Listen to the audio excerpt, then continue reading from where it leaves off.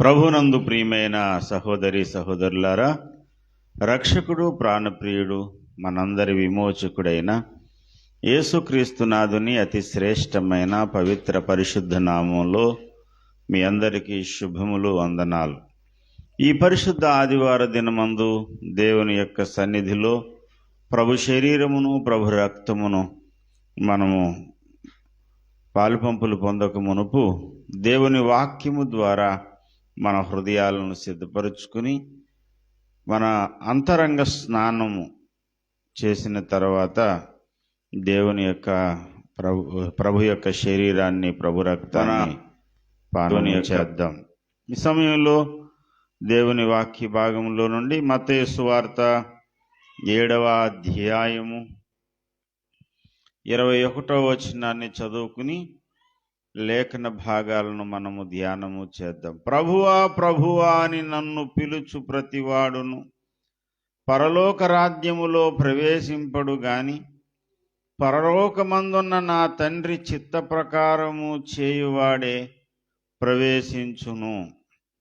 దేవుడి లేఖన భాగముల ద్వారా మనందరితోనూ మాట్లాడినట్లుగా చిన్న ప్రార్థన చేద్దాం.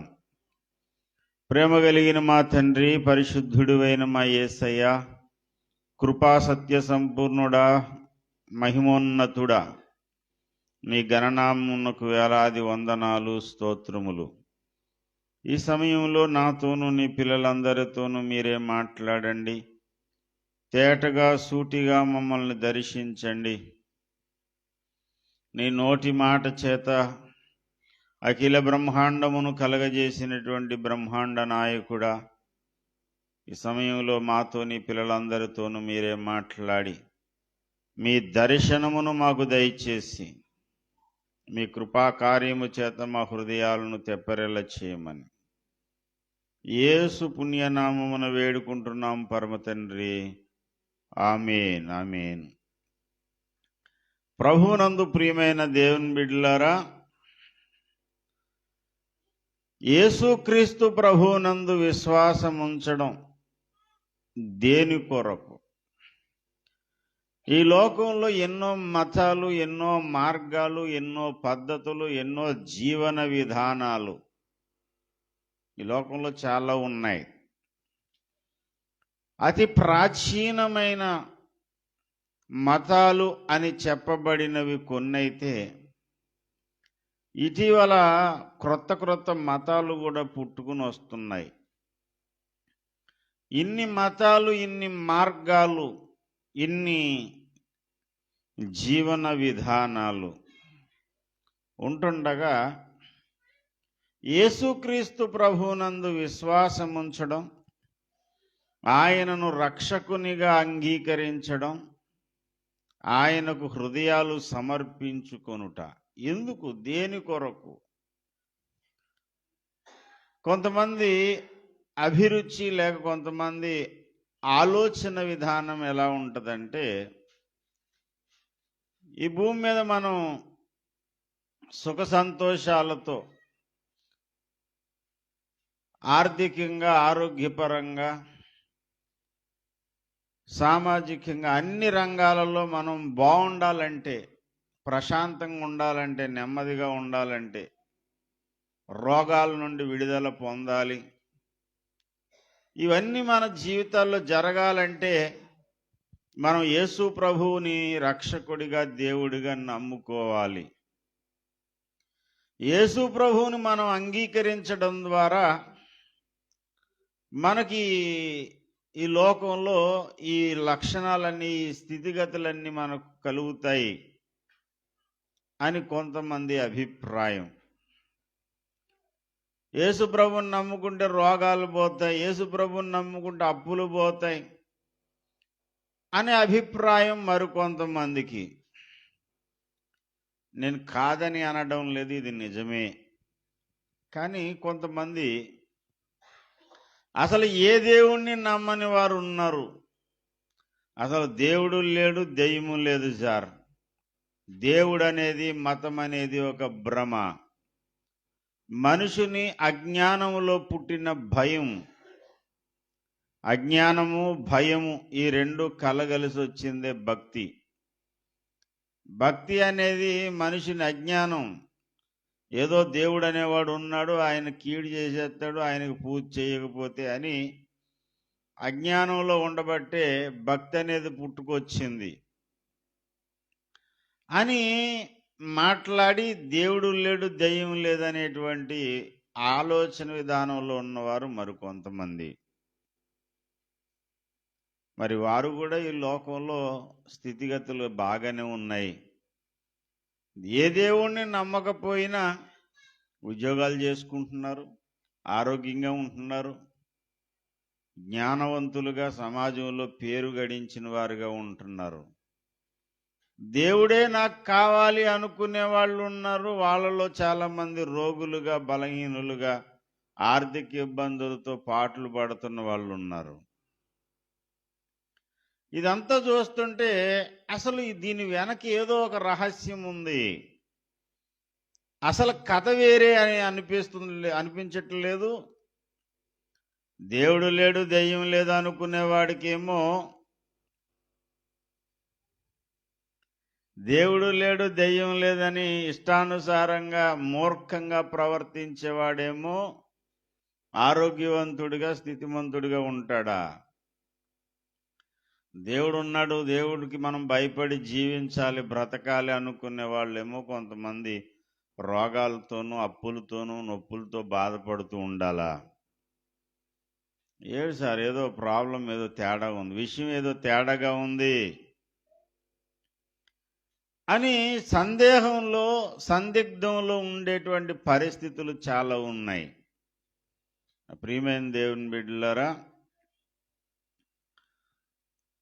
విషయం ఏంటంటే యేసు ప్రభు వారిని నమ్ముకోవడం, యేసు ప్రభు వారిని రక్షకుడుగా అంగీకరించి ఆయనతో కలిసి జీవించడం అనేది కేవలం ఈ భూలోకము కొరకు అయితే అది ఎంత మాత్రం కరెక్ట్ కాదు.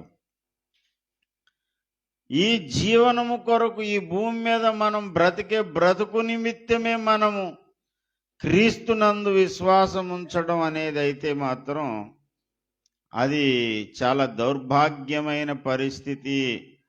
ఎంత దారుణం అంటాడంటే మనుషులందరికంటే మనము దౌర్భాగ్యులము. 1 కొరింథీ 15:19 ఉందన్నమాట.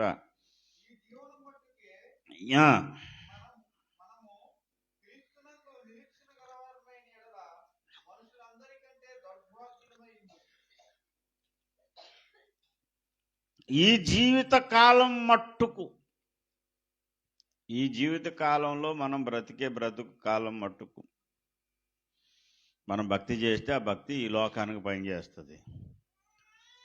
ఈ లోకంలో దేవుని యందు భక్తి కలిగిన వారు ఆరోగ్యవంతులు అవుతారు, సమస్యల నుంచి విడుదల పొందుతారు. కొద్ది కాలం సమస్య ఉన్నా దేవుడే విడిపిస్తాడు, ఇది నిజమే.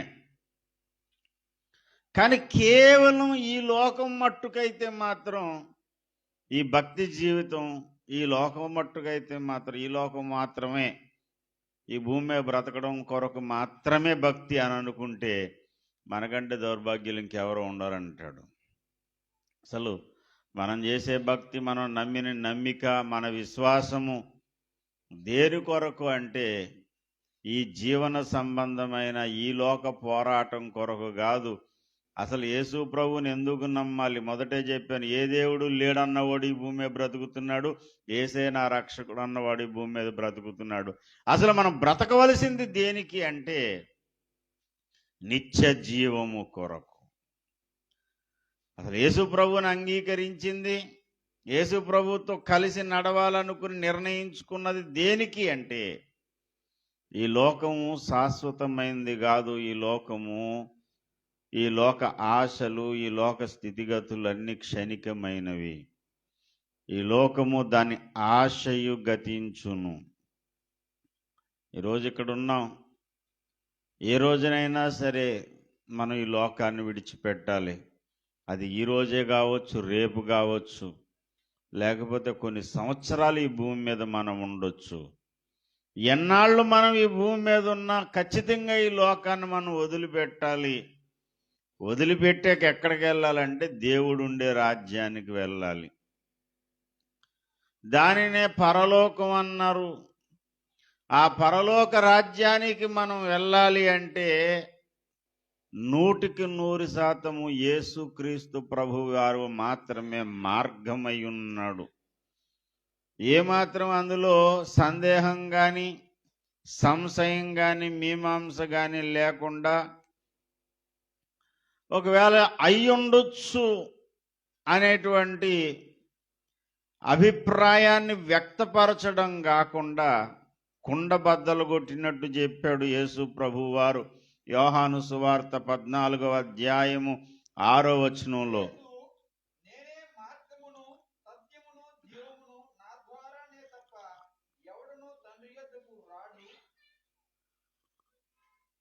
నేనే అంటే నేను మాత్రమే అని అర్థం. అక్కడ నేనే మార్గమును సత్యమును జీవమును, నా ద్వారానే తప్ప ఎవడును తండ్రి యొద్దకు రాడు. నేనే, ఆయన మాత్రమే మార్గమై ఉన్నాడు. ఇంకా వేరే ఆప్షన్ కానీ, వేరే దొడ్డిదారి కానీ, అడ్డుదారులు కానీ లేదు. ఒకటే దారి, ఆ దారి నేనే అన్నాడు ఆయన. ఆయన గాక వేరొక మోక్ష మార్గము లేదు. ఈ భూమి మీద రోగం నుంచి విడుదల పొందాలంటే ఒక వైద్యం కాకపోతే ఇంకోటి బంద్ చేయొచ్చు. ఇంగ్లీష్ వైద్యం ద్వారా నీకు మంచి రిజల్ట్ దొరుకుతుందని నమ్మొచ్చు. ఒకవేళ ఈ ఇంగ్లీష్ వైద్యం పనికి రాకపోతే ఆయుర్వేదము, హోమియోపతి, లేకపోతే ఏమీ కాదు సార్, యునాని అనేటువంటి వైద్యం ఉంది, అది పనిచేస్తుంది. ఇవన్నీ ఎందుకండి? మన పాతకాలం నుంచి మన చెక్క మందులు, మన నాటు మందులు ఉన్నాయి, నాటు మందు వాడవచ్చు.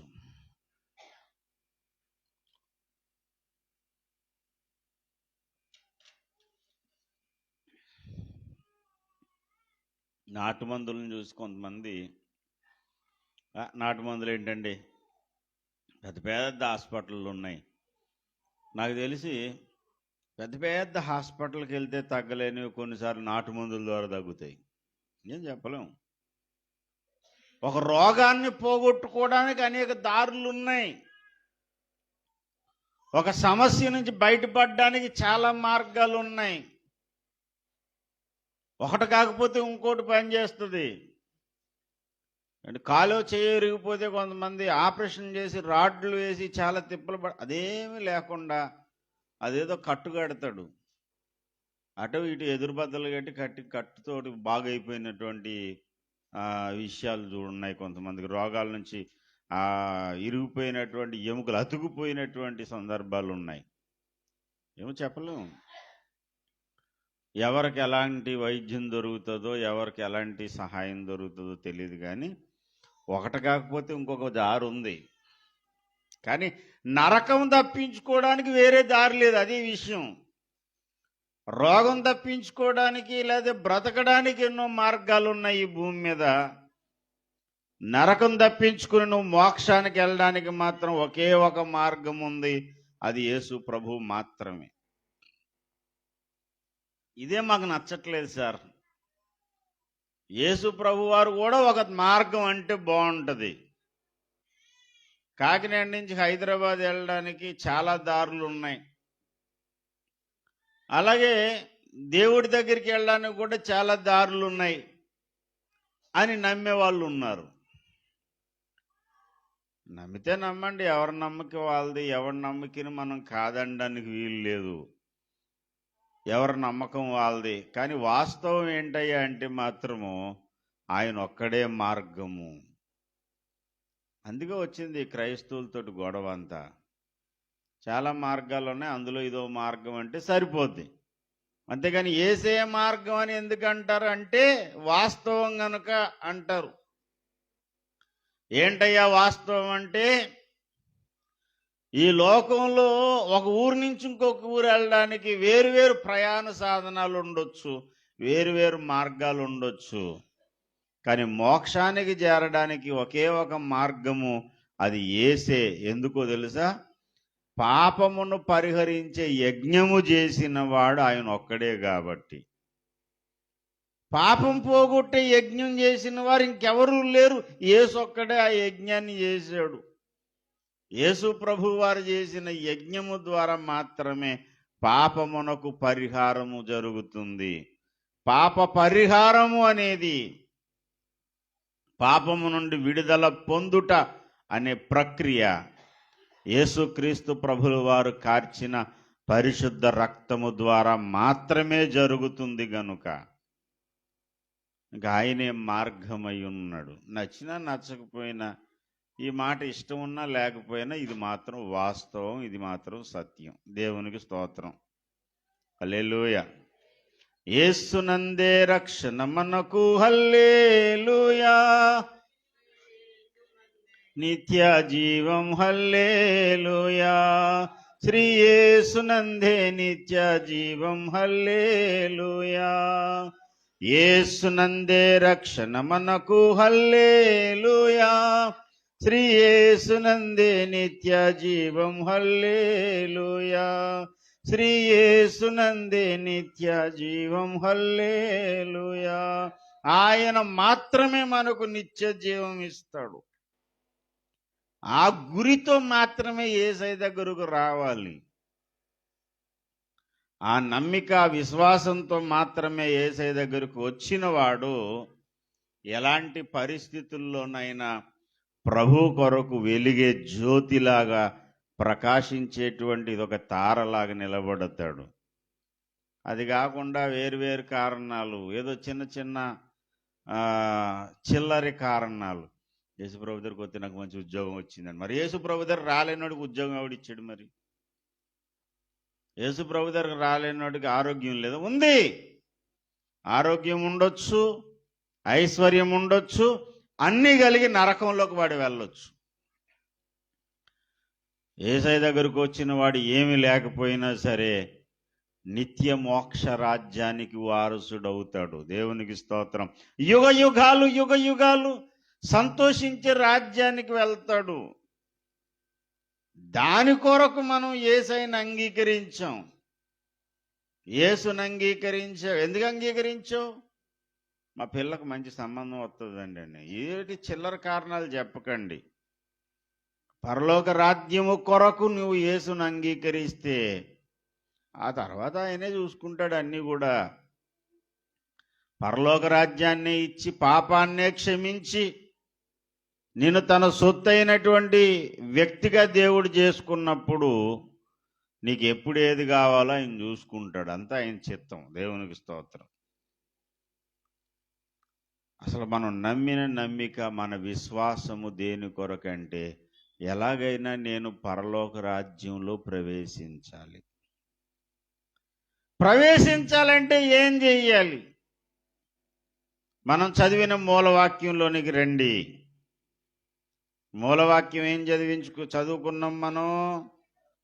మత్తయి సువార్త 7వ అధ్యాయంలోనికి ఒకసారి మనం తొంగి చూస్తే అక్కడ పరలోక రాజ్యంలోనికి మనం ప్రవేశించడానికి ఏం చేయాలో చెప్పాడు. 21 ప్రభువా అని నన్ను పిలుచు ప్రతివాడును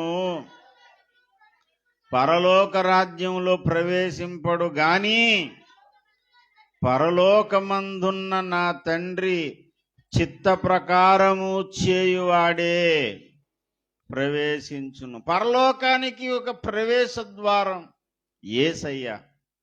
మరి ప్రవేశించడానికి నీకుండే యోగ్యత ఏంటి? ద్వారం ఆయనే, వేరే దారి లేదు.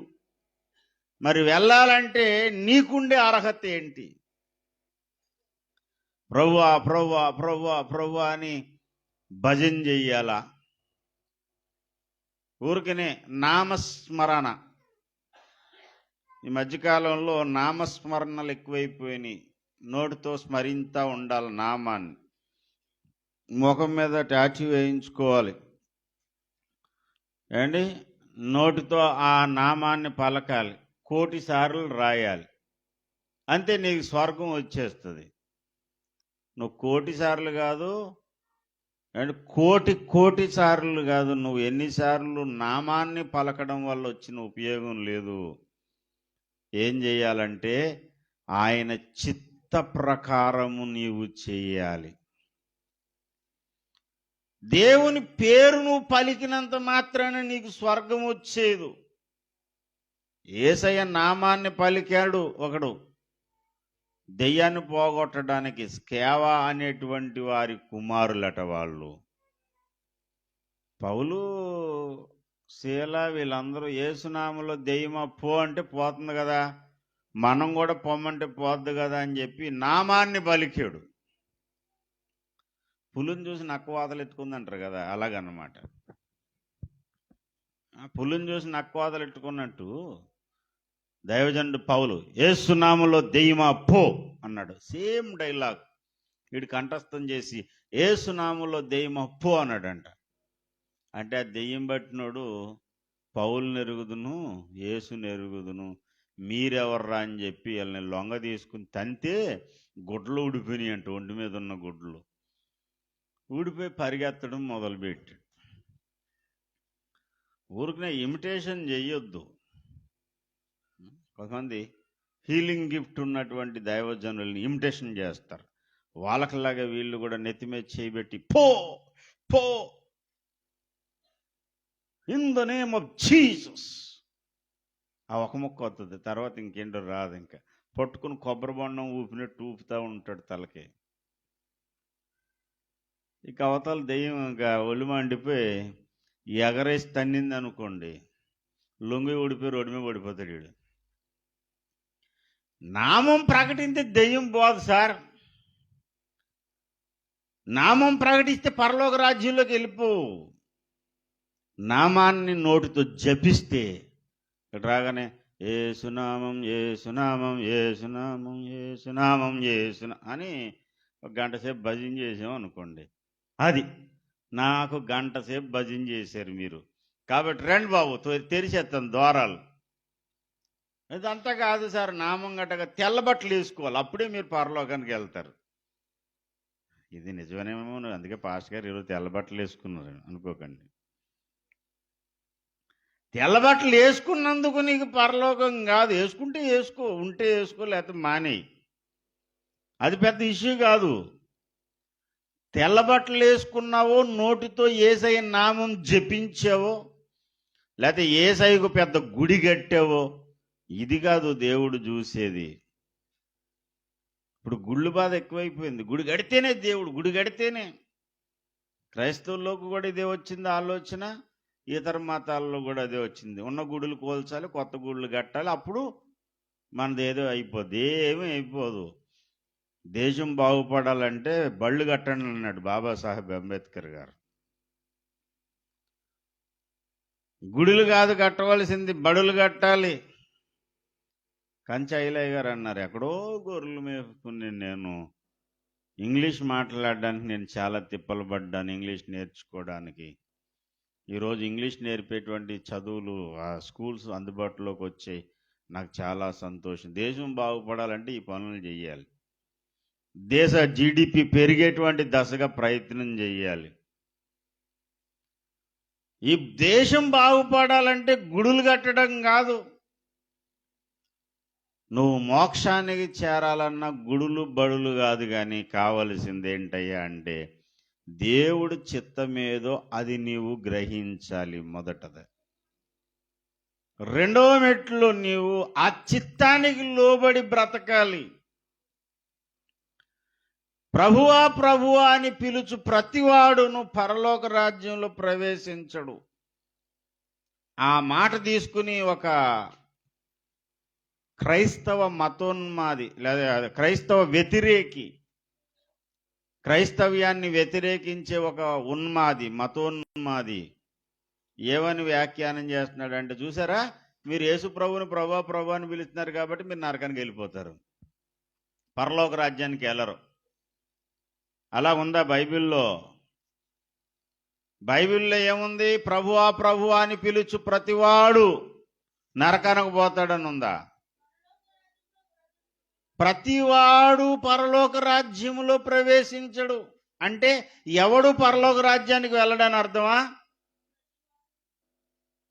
10th క్లాస్ ఎగ్జామ్ రాసిన ప్రతివాడు పాస్ అవ్వడు, కానీ ఎవడైతే బాగా చదువుతాడో వాడే పాస్ అవుతాడు. అంటే అందరూ ఫెయిల్ అయిపోతారని అర్థమా ఆ మాటకు అర్థం? ప్రభువా ప్రభువా అని పిలుచు ప్రతివాడు పరలోక రాజ్యంలో ప్రవేశించడు అంటే అర్థం ఏంటంటే ఊరికనే నోటితో పలికిన వాడు అలా వెళ్ళిపోడురా నాయన. ఎవడైతే దేవుని చిత్తమును గ్రహించి ఆ చిత్త ప్రకారంగా బ్రతుకుతాడో వాడే అందులో ప్రవేశిస్తాడు. పరలోక రాజ్యం ఉంది, దానికి ద్వారము యేసు. ఆ యేసు అనే ద్వారం గుండా నీవు వెళ్ళాలంటే, ప్రవేశించాలంటే దేవుని చిత్తం ఏటో నీవు తెలుసుకోవాలి. ప్రతి వారి పట్ల దేవుని చిత్తం ఏంటి అది నువ్వు ప్రక్కన పెట్టి ఇంక వేరు కార్యకలాపాలు చేసినంత మాత్రాన, చర్చి కట్టడానికి విరాళం ఇచ్చానండి, క్రిస్మస్ కూటం పెట్టించానండి, క్రిస్మస్ రోజున పెద్ద కేకు తెచ్చాను, చర్చిలో అందరికీ పెట్టాను, నేను కూడా తిన్నాను.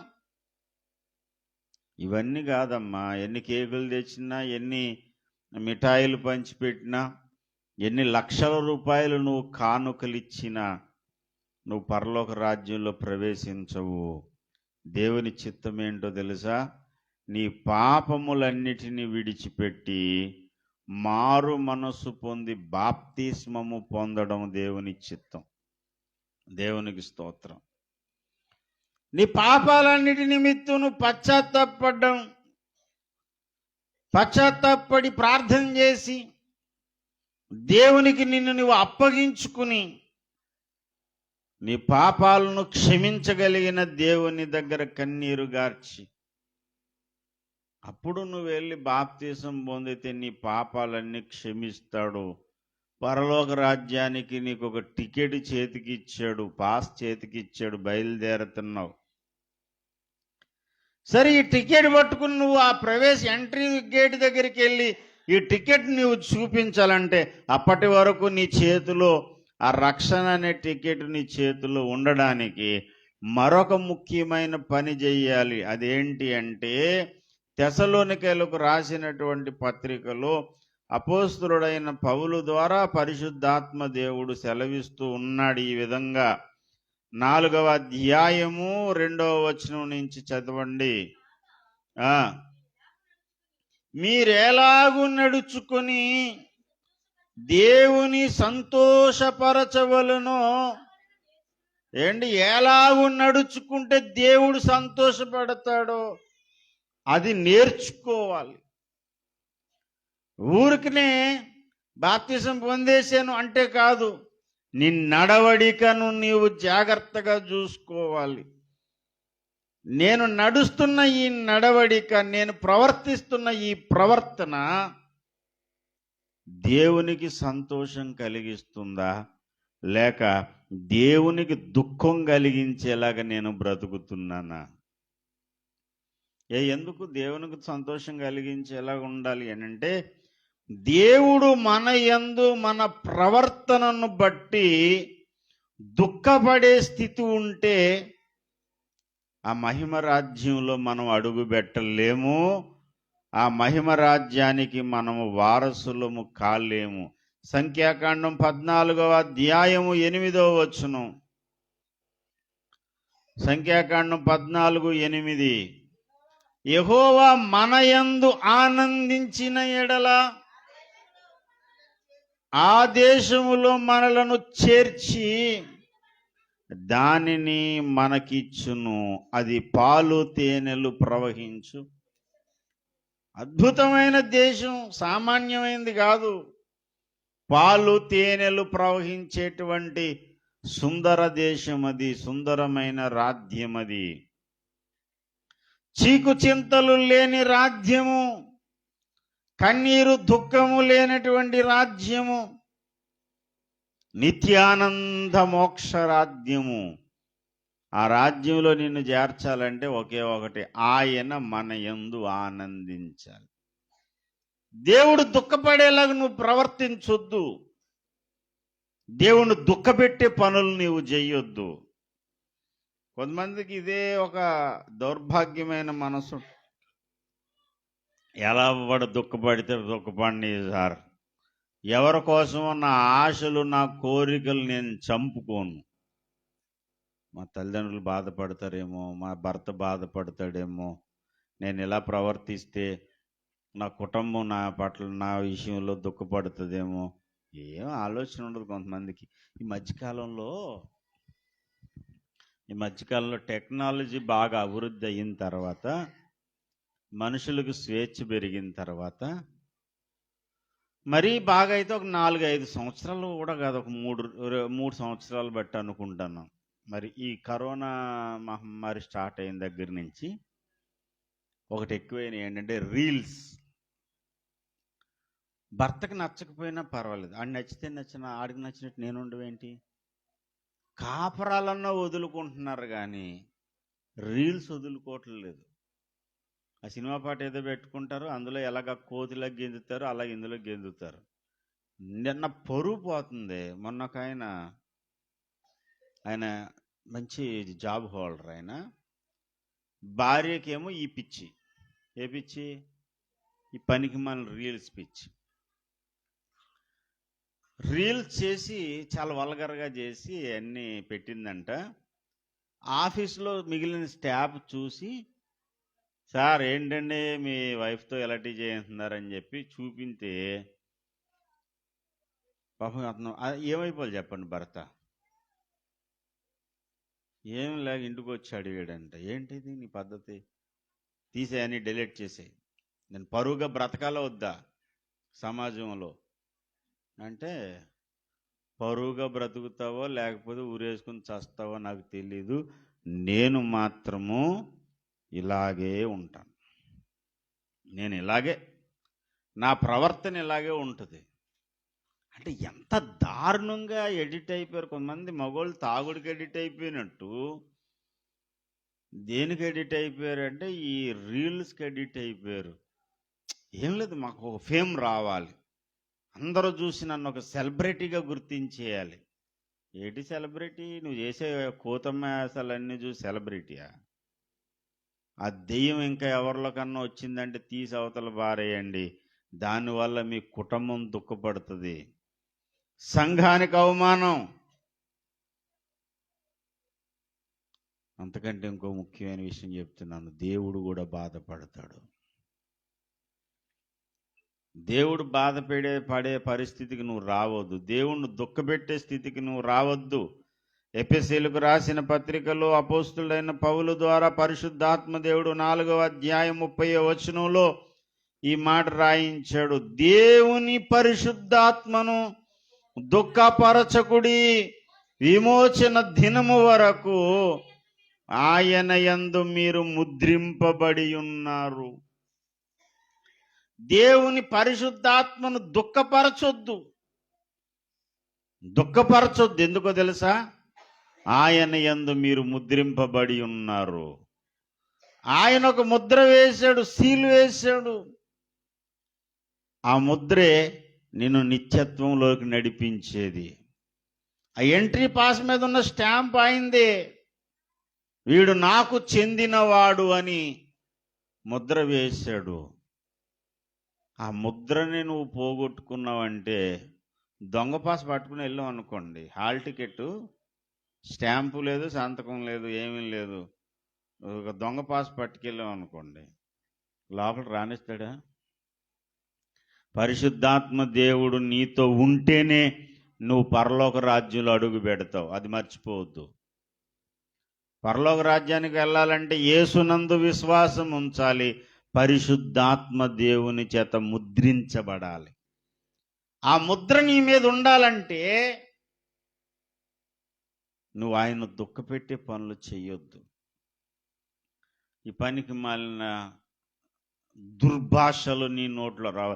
ఆ సందర్భం కూడా అదే, 4:30 చదివాం కదా, ఇప్పుడు 29 చదవండి. వినువారికి మేలు కలుగునట్లు అవసరమును బట్టి క్షేమాభివృద్ధికరమైన అనుకూల వచనమే పలకండి గాని దుర్భాష ఏదైనను మీ నోట రానియకుడి.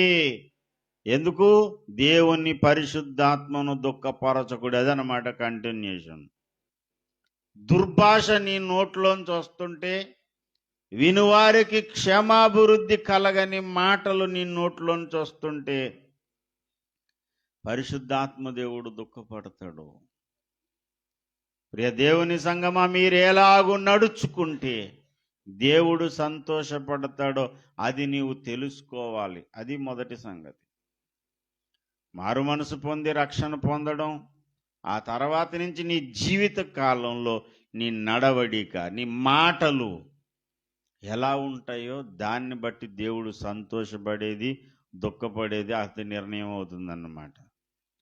దేవుణ్ణి దుఃఖపెట్టే పనులు చేసి దేవుణ్ణి గాయపెట్టే ప్రవర్తన నువ్వు కలిగి ఉండి, నేను పరలోక రాజ్యానికి వెళ్ళిపోతాను ఎందుకంటే నేను ప్రభువా ప్రభువా ప్రభువా అని పిలిచాను. కాదు. ఆ విలువైన శ్రేష్టమైన లోకాన్ని నువ్వు పోగొట్టుకుంటావు. దుర్భాషలు నీ నోట రానియొద్దు, పరిశుద్ధాత్మను దుఃఖపరచొద్దు, అనుకూల వచనాలు పలకండి, వినువారికి క్షేమాభివృద్ధి కలిగే మాటలే మాట్లాడండి. పనికి మాలిన వ్యంగ్యపు మాటలు, పనికి మాలిన దుర్భాషలు నువ్వు మాట్లాడుతూ నేను పరలోక రాజ్యానికి వెళ్ళిపోతాను ఎందుకంటే చర్చిలోకి వెళ్ళి స్తోత్రం స్తోత్రం 10 పాటలు పాడేశాను, ప్రభునామాన్ని జపించేశాను. ఓర్ నాయన, నీ జపాలు, నీ మాటలు, నీ పై మెరుపులు ఆయన చూసి మురిసిపోడు. మట్టి మనుషులు మురిసిపోతారేమో, మనుషులు మోసపోతారేమో, దేవుడు మాత్రం మోసపోడు. దేవుడు వెక్కిరింపబడడు. ఓ మనుష్యుడా, నువ్వు ఏమి విత్తావో అదే పంట కోస్తావు. జాగ్రత్త. నీ నోట దుర్భాష ఏది రానియొద్దు. నీ నడవడికలో దేవునికి దుఃఖం పుట్టించే పనులు చేయొద్దు. దేవుడు నీ యందు ఆనందిస్తేనే ఆ రాజ్యంలో నువ్వు ప్రవేశిస్తావు. దేవుడు నీ పట్ల దుఃఖం కలిగి ఉన్నాడు, బాధపడుతూ ఉన్నాడు. నీ ప్రవర్తన చూసి దేవుడు నొచ్చుకుంటున్నాడు. చూసి దేవుడు నిన్ను ఆ రాజ్యంలోనికి రాకుండా తీసి అవతల బారేస్తాడన్నమాట. యేసును ఎరగకుండా చాలామంది నరకానికి వెళ్తారు, యేసును ఎరిగి కూడా కొంతమంది నరకానికి వెళ్తారు. ఇది చాలా విషాదకరమైన విషయం. ఆ దినమున చాలామంది వచ్చి అంటారంట, నీ నామమున మేము దెయ్యములను వెళ్ళగొట్టలేదా, మీ నామమున మేము ప్రవచింపలేదా? దేవుని చిత్తము చేయకుండా జీవితకాలమంతా బ్రతికిన బ్రతుకు కాలమంతట్లో దేవుని చిత్తాన్ని ప్రక్కన పెట్టి తమ ఇష్టానికి ప్రాధాన్యతనిచ్చిన వారు విలువైన రాజ్యాన్ని పోగొట్టుకుంటారు. తెస్సలోనికీయులకు రాసిన పత్రిక 4వ అధ్యాయం మనం ఇందాక చదువుకున్న ఆ వచనానికి క్రింద భాగం 3వ వచనం చదవండి. మీరు పరిశుద్ధులగుటయే అనగా జారత్వమునకు దూరముగా ఉండుటయే దేవుని చిత్తము. అండి, పరలోక రాజ్యంలోకి వెళ్ళాలంటే దేవుని చిత్త ప్రకారం దేవుని చిత్తం ఏంటి అంటే జారత్వమునకు దూరముగా పారిపోవడం. పాపము చేయడానికి నువ్వు అవకాశం ఇవ్వద్దు. నీ ద్వారా ఎవని హృదయంలోనూ పాపం జరగనివ్వద్దు. జారత్వం అనే మాట మీ నోటెత్తొద్దు, దూరంగా పరిగెత్తండి అన్నాడు. కరెంటు పట్టుకుంటే ప్రాణాలు పోతాయి అండి, ఆ విషయం మనకు తెలుసు. కాబట్టి అక్కడ కరెంటు వైర్ ఉందనుకోండి, అందులో పవర్ ఉందో లేదో చెక్ చేయ. అరే కరెంటు వైర్లు ఉన్నాయి. ఎందుకు? షాక్ కొట్టిందా నీకు? కొట్టలేదు. అసలు మనం కరెంట్ ఉందో లేదో చూసిన తర్వాత అప్పుడు భయపడాలి అని ముందు ఒకసారి నోట్లో ఎట్టుకుంటావా వైరు? ఎవరన్నా పని చేస్తున్నారు అనుకోండి, అక్కడ నేను చెప్తాను, బాబు వైర్లు ఉన్నాయి జాగ్రత్తయ్యా, జాగ్రత్తగా పని చేయండి, జాగ్రత్త అని చెప్తుంటాను. ఎందుకంటే ఆ కరెంట్ ఎంత ప్రభావం చూపెడుతుందో, ఎంత ప్రమాదకరమో నాకు తెలుసు. ఒకసారైనా కరెంట్ షాక్ కొట్టినోడికి తెలుస్తుంది దాని భయం ఏంటో అండి. అంచుకెళ్ళి వచ్చేసాను ఒకసారి, కొట్టిన షాక్ అలా ఏలబడిపోయి కోడి పిల్ల గింజుకున్నాడు, గింజుకుని చచ్చిపోయే సమయంలో ఇంక అయిపోతుందిరా నా జీవితం అనుకుంటున్నాను. అప్పుడు వెళ్ళి స్విచ్ ఆపాడు, లేకపోతే నా పని అయిపోను. కొట్టుకుంటున్నాను అంతే, నా దగ్గరే ఉంది స్విచ్, నేను ఆపలేకపోతున్నాను, నా వల్ల కావటం లేదు. కొట్టుకుంటున్నాను, గిలగిల. అప్పుడే ఏలంతా కాలిపోయింది, ఇది లోపలికి వెళ్ళిపోయింది, తోలంతా ఊడిపోయింది. ఇది కొట్టుకుంటున్నాను, ఇదేం వదలట్లేదు, నన్ను పీక్కుందాం అనుకుంటే రావట్లేదు. నాకు అనిపించింది అయిపోయింది అయితే నా జీవితం, నా ప్రాణం అయితే అయిపోయింది అనుకుంటున్నాను. కరెంట్ ఆపరా అని గట్టిగా నేను అరుతున్నాను అనుకుంటున్నాను. ఆడు ఎదురుగుండానే ఉండి వెటకారం ఆడుతున్నానేమో అని చూస్తున్నాడంట. వెళ్ళి స్విచ్ ఆపాడు. నాకు తెలిసి అంత ప్రమాదం, కరెంట్ ఎంత ప్రమాదమో, దాని ప్రభావం ఎంత భయంకరమైందో తెలుసు. కాబట్టి కరెంట్ వైర్లు ఉంటే జాగ్రత్త, చూసుకోండి, జాగ్రత్త, ముట్టుకోవద్దు అని ఎలా జాగ్రత్త పడతామో, జారత్వం అనే మాటను చూసి కూడా అలాగే జాగ్రత్త పడాలి. పాపము జరిగే అవకాశం ఉంది, ఇక్కడ నువ్వు దారి తప్పేటువంటి అవకాశం ఉంది అని అనుకోగానే అక్కడి నుంచి దూరంగా పారిపోవడం నేర్చుకున్నవాడే దేవుణ్ణి సంతోషపరచగలుగుతాడు. అలా సంతోషపరిచిన వ్యక్తి యోసేపు మన ముందున్నాడు. దేవునికి స్తోత్రం. కొంతమంది అవకాశాల కొరకు ఎదురు చూస్తారన్నట్టు ప్రవర్తిస్తారు. వాడు తప్పు చేయకుండా పారిపోదామనే మనసు ఉండదు వాడికి. వాడికి ఎలాంటి ఆలోచన ఉంటుందంటే, ఏదన్నా ఒక అవకాశం వస్తుందేమో ఛాన్స్ అన్నట్టు పరిగెడతాడు. అలాంటి వాడిని బుద్ధిహీనుడు అని చెబుతుంది లేఖనం. సామెతల గ్రంథం 7వ అధ్యాయం 7వ వచనం, జ్ఞానము లేని వారి మధ్యను యవనుల మధ్యను బుద్ధి లేని పడుచువాడొకడు నాకు కనబడెను. సామెతల గ్రంథం 7:8, సంధ్యవేళ ప్రొద్దు గురుంకిన తర్వాత, చిమ్మ చీకటి గల రాత్రి వేళ వాడు ఎక్కడ తిరుగుతున్నాడట? సందు దగ్గరనున్న వీధిలో తిరుగుతున్నాడట. అక్కడ జారస్త్రీ ఒక ఆమె ఉంది, ఆమె ద్వారా వీడికి పాపం గండం ఉంది, తప్పు జరిగే అవకాశం ఉంది. కానీ వీడు ఎక్కడ తిరుగుతున్నాడు? ఆ సందు దగ్గరనున్న వీధిలో తిరుగుతున్నాడు. ముందు సందుల లోపల వీధి ఉంటే ఆ వీధి దగ్గర తచ్చాడుతున్నాడు. వీడికి ఎందుకు అక్కడ పని? అక్కడ ఉండు అవసరం ఏమొచ్చింది వీడికి? ఇంకా రెండో స్టెప్ ఏం చేశాడంట? అక్కడి నుంచి వాడు ఆ సందులోకి వచ్చాడు, దాని ఇంటి మార్గమున నడుచుచుండెను. డైరెక్ట్గా ఇంట్లోకి వెళ్ళిపోలేదు, ఫస్ట్ ఆ వీధిలో తిరిగాడు. ఫస్ట్ స్టెప్ అది, దరిద్రానికి మొదటి స్టెప్. రెండో స్టెప్ ఏం చేశాడు? ఇంకొక అడుగు ముందుకేసి ఆ వీధి నుంచి సందులోకి వెళ్ళి, ఇల్లు ఎక్కడ ఉంది కదా ఆ ఇంటి దగ్గర నడుస్తూ ఉన్నాడు, అవకాశాలు వెతుక్కుంటున్నాడు. అప్పుడు ఆ పనికిమాలింది లోపల నుంచి వచ్చిందట. అంతటా వేషం వేసుకున్న కపటము గల స్త్రీ ఒకతే వానిని ఎదుర్కొనవచ్చును. అది బొబ్బలు పెట్టినది, స్వేచ్ఛగా తిరిగినది. ఒకప్పుడు ఇంటి వద్దను, ఒకప్పుడు సందులోను. అది పొంచి ఉందా, తర్వాత వచ్చి పనికిమాలిన మాటలు కలిపింది. కొంతమందికి ఇంకా ఏం లేదు, అవసరం లేని వాళ్ళతో ముచ్చట్లు. నీకు ఎందుకురా బాబాయ్? నేను చెప్తాను, సహోదరులైనా సహోదరులైనా లోకంలో వాళ్ళైనా అవసరం లేని వ్యక్తులతో అననుకూల పరిస్థితుల్లో ఎక్కువ అక్కడ ఉండొద్దు. ఎక్కువ మాట్లాడడం వల్ల అన్ని అపార్థాలు, అనార్థాలు, తప్పులు జరిగే ప్రమాదాలు కూడా ఉన్నాయి. ఇప్పుడు ఎవరింటికన్నా మన సహోదరుల ఇంటికి వెళ్ళాం. వెళ్ళేసరికి బ్రదర్ ఉన్నాడా? లేడు. రండి రండి, లోపలికి రండి, టీ తాగి వెళ్తురండి. ఎందుకు టీ తాగే అవసరం వచ్చింది? ఆయన లేనప్పుడు ఎందుకు టీ ఇవ్వడం నువ్వు? ఆయన లేనప్పుడు ఎందుకు టీ ఇస్తానని అనడం ఆవిడ తప్పు అయితే, ఈడు ఆగి టీ తాగడం రెండో తప్పు అవుతుంది. ఎందుకు వెళ్ళాల్సిన అవసరం వచ్చింది? లేడా?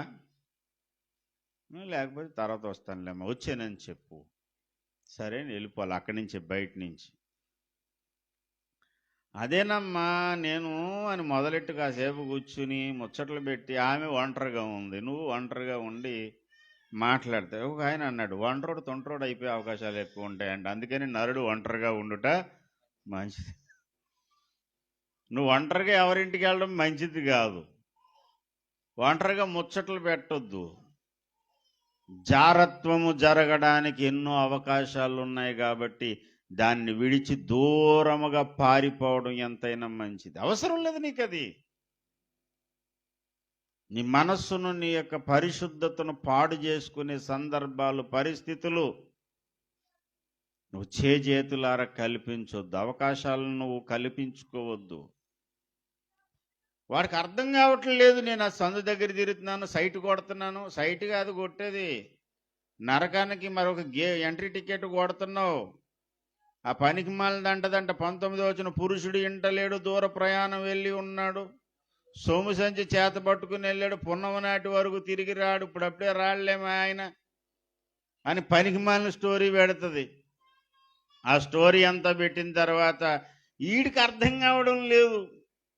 వీడు ఎక్కడికి పోతున్నాడట? 22వ వచనం, వదకుపోవున్నట్లు, పశువు వదకుపోవున్నట్లు పరుల చేత చిక్కిన వాడు సంఖ్యలలోకి పోవినట్టు తన ప్రాణక హాని ఉందని ఎరగక ఉరి యొద్దకు పక్షి త్వరపడినట్లు వాని గుండెను అంబు చీల్చు వరకు వాడు దాని అంటపోతాడు.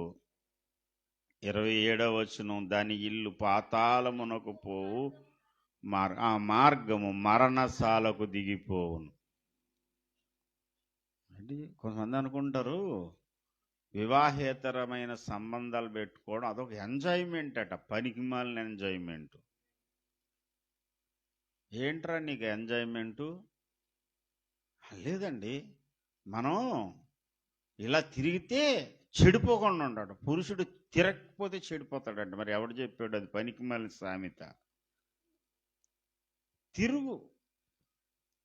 హెచ్ఐవి పాజిటివ్ లేకపోతే హెపటైటిస్ సిఓ బిఓ వచ్చిన తర్వాత అప్పుడు ఏడుద్దివేని జీవితకాలం నువ్వు ఏడవలసి వస్తుంది. జాగ్రత్త. ఒకసారి కాకినాడ జనరల్ హాస్పిటల్ దగ్గరికి వెళ్ళండి అండ్ పాత ఓపీ సీట్లు రాసి ఒక లైన్ ఉంది, ఆ పైకి మెట్లు ఎక్కి లెఫ్ట్కి తిరగండి. అక్కడ ఒక వార్డు ఉంటుంది. ఆ వార్డు ఏంటంటే హెచ్ఐవి వార్డు. ఆ హెచ్ఐవి వార్డు ఇలాంటి తిరిగిపోతాడు ఎవడన్నా ఉంటే, రారా అన్నయ్య సరదాగా అలాగే వెళ్ళి షికార్కి వెళ్దామని తీసుకెళ్ళి అప్పుడప్పుడు చూపించాలి అలాంటివి. అక్కడ చూపితే వాళ్ళు పాటలు చూడండి, లైన్లో మందులు తెచ్చుకోవడానికి వస్తారు. భయంకరమైన వికృత రూపాలు అయిపోయినాయి వాళ్ళకి. వాళ్ళ జీవితం నాశనం చేసుకున్నారు చేతులు. వాళ్ళని అడుగుదాం, అన్నయ్య ఎందుకు వచ్చిందంటే, ఎందుకు వచ్చింది? సీ అండ్ ఎంజాయ్ అనుకున్నాను, తర్వాత ఏమో ఇంకో స్టెప్ ఎదరకేసాను, ఆ తర్వాత నాకు ఈ జీవితం వచ్చింది. జీవితకాలం అంతా బాధపడి ఎముకల గూడు. హెచ్ఐవి పేషెంట్లు కొంతమంది ప్రార్థన చేయడానికి వెళ్ళిన సందర్భాలు నాకు తెలుసు. ఊరికనే స్కెల్టన్ మీద తోలు కప్పినట్టు ఉంటారు అన్నమాట. ఎందుకు వాళ్ళని చూసి జాలిపడి, అయ్యో పాపం తండ్రి యేసయ్యా. కానీ వాడు ఏడిచిన ఏడుపుని బట్టి, వాడు చేసిన పాపాన్ని బట్టి ఆ రోగం తెచ్చుకున్నాడు. ఇచ్చలవిడిగా పరుగులు పెట్టొద్దు, దేవుడు ఊరుకోడు. పరుల చేతికి చిక్కినవాడు సంఖ్యలలోనికి పోయినట్లుగా ఉరి యొద్దకు పక్షి త్వరపడునట్లుగా వాడు పరిగెడుతుంటాడు. ప్రియ దేవుని బిడ్డలారా, జారత్వం అనే మాట ఎత్తొద్దు. ఆ అవకాశాలు ఉన్నప్పుడు ఆ దారికి ఆ ఛాయికి పోవద్దు. పరిశుద్ధతను కాపాడుకుంటూ పరిశుద్ధులుగా బ్రతకడానికి నువ్వు ప్రాధాన్యతనివ్వాలి. ప్రియ దేవుని బిడ్డలారా, హల్లెలూయా. తెల్లని వస్త్రాలు వేసుకోవడం అని కొంతమంది అనుకున్నారు. తెల్లని వస్త్రాలు ఉన్నా లేకపోయినా పర్వాలేదు, కానీ నీ హృదయము తెల్లగా ఉండాలి, పరిశుద్ధంగా ఉండాలి. మనం పరిశుద్ధులగుటయే దేవుని చిత్తము. మీరు ఎలాగూ నడుచుకుంటారో దాన్ని బట్టి దేవుడు సంతోషించేది, దేవుడు దుఃఖపడేది అనేది ఆధారపడి ఉంది. నీ ప్రవర్తనను బట్టి దేవుడు సంతోషిస్తాడు. రెండవదిగా, జారత్వం అనే దానికి దూరంగా పారిపోయి నీ పరిశుద్ధతను కాపాడుకుంటూ యేసయ్యతో నీ అడుగులు ముందుకు వేస్తూ ఉంటే పరలోక రాజ్యంలో నువ్వు ప్రవేశించగలుగుతావు. ప్రభువా ప్రభువా అని పిలుచు ప్రతివాడు పరలోక రాజ్యంలోకి రాడు, కానీ దేవుని చిత్త ప్రకారము చేయవాడే. మొదట నమ్మి బాప్తిస్మం పొందడం దేవుని చిత్తం. బాప్తిసం పొందిన నీవు ప్రభువుని సంతోషపరచడం ఎలాగో తెలుసుకుని అలా నడవడం దేవుని చిత్తం. 3, పరిశుద్ధ జీవితాన్ని నువ్వు జీవించడం దేవుని చిత్తం. దేవుణ్ణి సంతోషపరచడానికి ఏం చేయాలి? సువార్త చేయండి, ప్రార్థన చేయండి, ప్రభుని ఆరాధించండి, ప్రేమ చూపించండి, సహోదర ప్రేమ యందు నిలకడగా ఉండండి. ఒకరినొకడు ద్వేషించుకోవడం, ఒకరినొకడు విమర్శించుకోవడం, ఒకరినొకడు ఈ పనికిమాలిన పద్ధతి కాదు. దేవుడు సంతోషపడడు.